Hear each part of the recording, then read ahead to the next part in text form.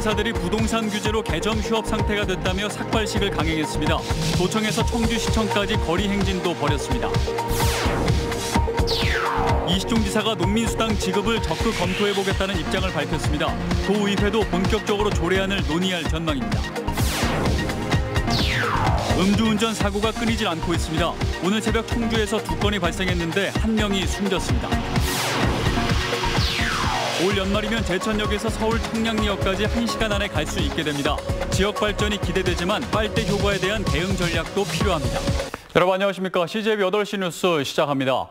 정정순 의원에 대한 검찰 수사가 진행되고 있는 가운데 선거 당시 캠프 관계자 2명이 구속됐습니다.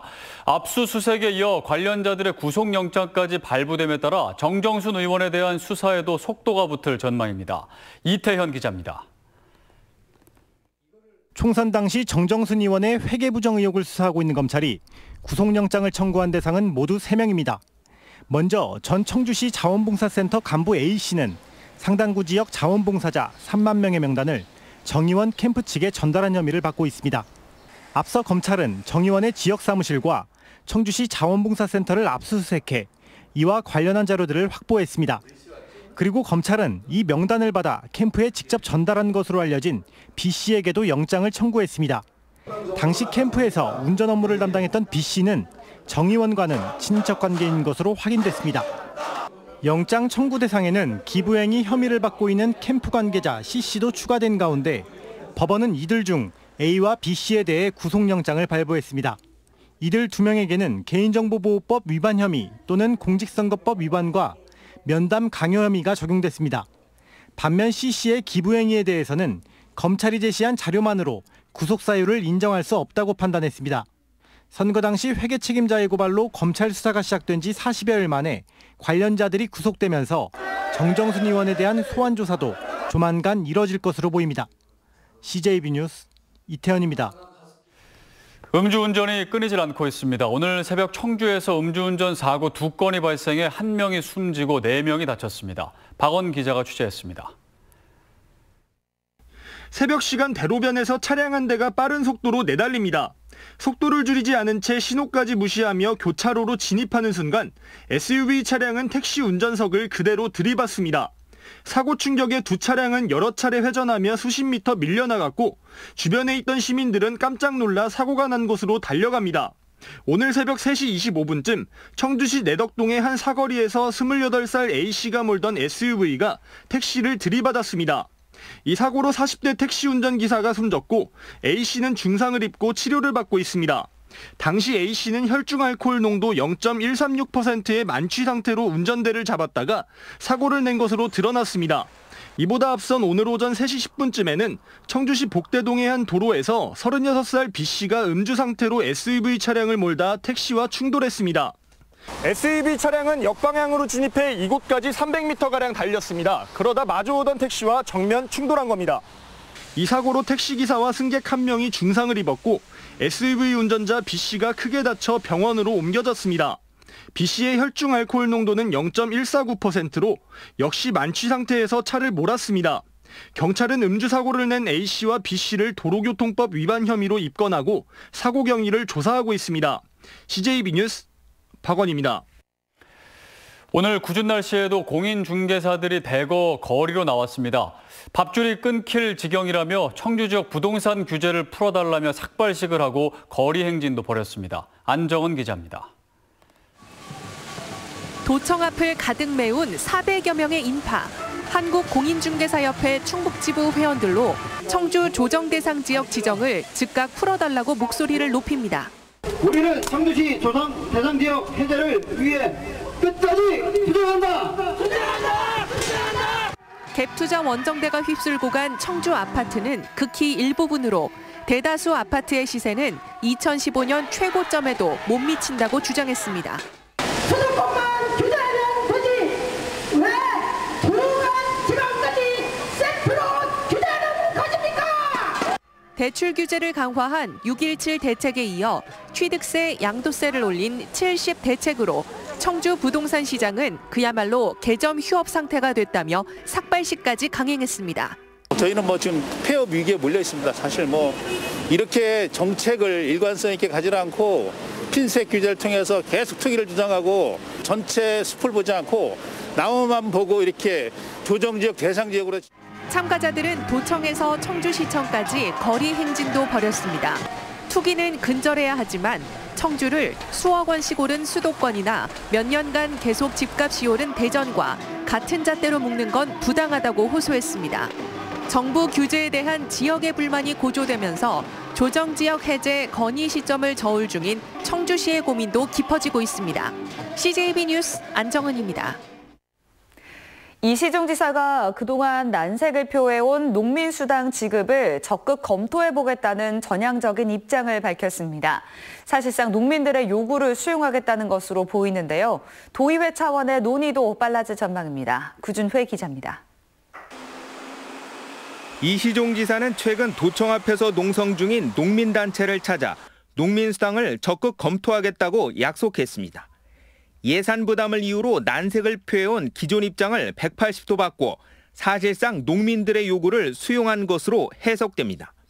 조례가 이제 통과가 되면 그 지급 시기라든지 지급 방법이라에 대해서 또 이제 저희 그 도 재정이 이제 허락하는 범위 내에서 이렇게 한번 적극적으로 검토하겠다 그런 말씀으로 알고 있습니다. 이 같은 태도 변화는 농민단체가 지급 대상과 금액을 줄인 수정안을 제출했기 때문으로 보입니다. 수정안에 따르면 도의 재정 부담은 기존의 4분의 1인 연간 450억 원 정도로 크게 줄어듭니다. 그동안 같은 이유로 심사를 미뤄온 도의회도 본격적으로 조례안을 논의할 전망입니다. 다음 달 집행부 농민단체와 협의를 거쳐 9월 본회의에 상정할 예정입니다. 도회에서 느끼는 부담은 상당히 줄었다라는 부분이죠. 농민단체에서도 그 부분에 대해서는 어쨌든 도에서 수용할 수 있는 범위 내에서 조정을 해서 일단 제안을 한 건데. 박덕흠 의원 등 의원 3명이 각각 대표 발의한 농민 기초연금 법안이 국회에 계류 중인 점도 집행부의 부담을 덜어줄 전망입니다.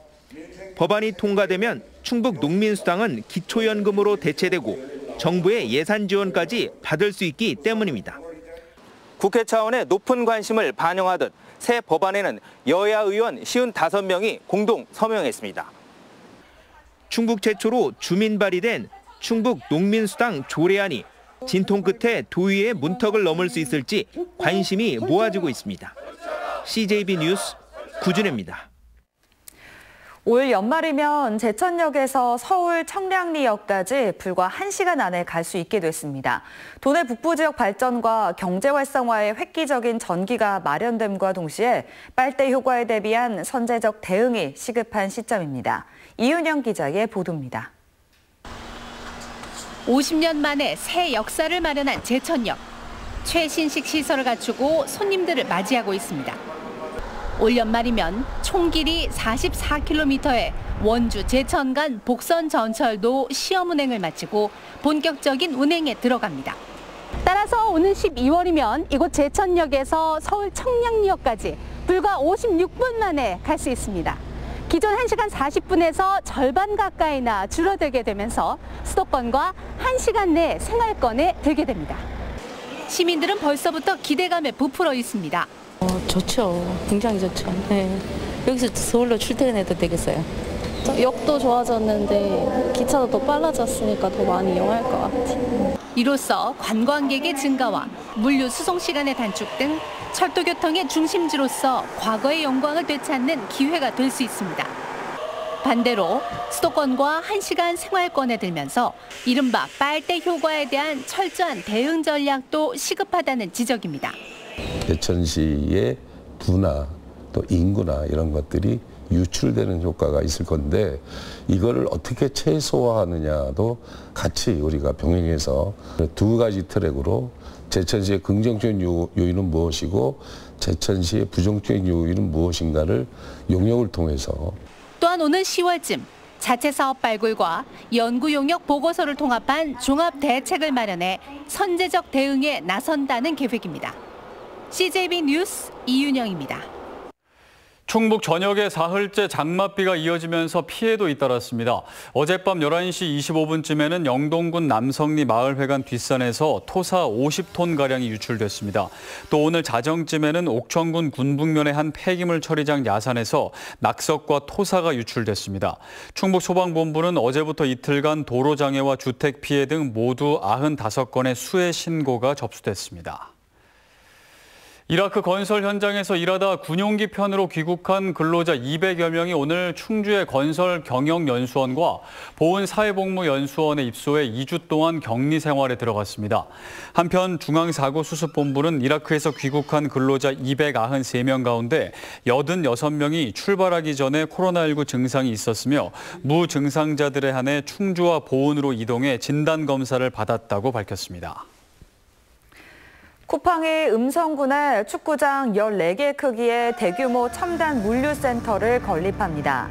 쿠팡은 오늘 음성군 금왕 테크노밸리 산업단지에서 기공식을 갖고 내년까지 1,000억 원을 투자해 9만 9천 제곱미터 부지의 첨단 물류센터를 건립하고 500명의 신규 인력을 고용한다고 밝혔습니다.